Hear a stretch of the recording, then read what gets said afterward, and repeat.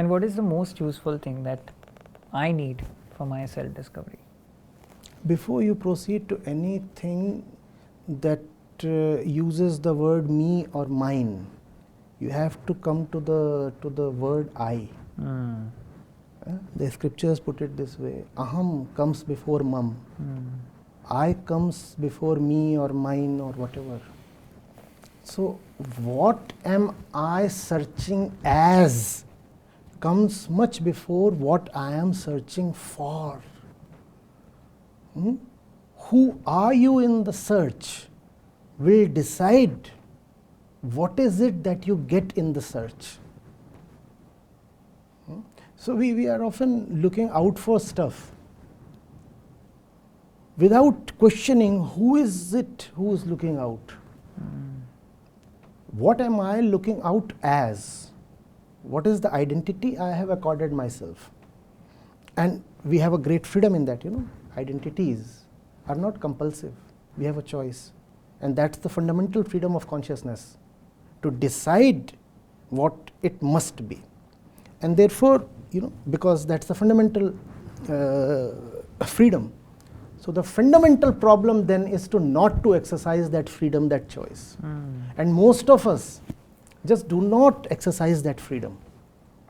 We just, in a very insipid way, in a very supine way, accept the identities that have been put upon us by sheer chance. We take it. I'm a Hindu. Why? I was born in a Hindu family. I'm an engineer. Why? Because I happened to somehow land into an IT campus. Right. No. Why should it be so compulsive? I must raise a family. Why? Because that's the norm. I must have a salary that exceeds such figures. If you ask that fellow, had this figure not been the norm, would you have still aspired for it? Right. And he'll be speechless. He will not know why exactly he aspires for that figure. But we want it because we have been told to want it. I must have this and that, I must get married, I must settle abroad, I must own properties abroad, I must... fine. Who's making these decisions for you? Dear me, there is even not a need to make a decision, because the decision has already been made by your masters. It's just that you do not realize that you are subjugated. Right. When you say masters, who are you referring to? I do not... It's not of great importance who particularly the master is. What's of importance is that I am a slave.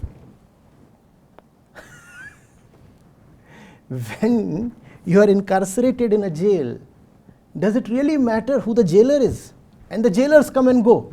Right. What matters is that you are incarcerated. We are incarcerated, aren't we? The mind is the prison. As Sherlock Holmes would often go back to the mind prison to find answers.